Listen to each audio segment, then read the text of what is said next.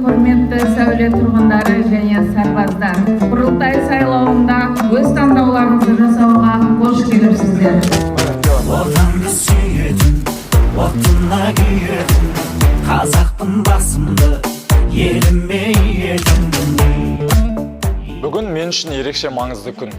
Себебі алғаш рет дауыс беру арқылы еліміздің маңызды саяси өміріне белсене атсалысып, сондай-ақ өз азаматтық ұстанымды білдіргеніне мүмкіндік алдым.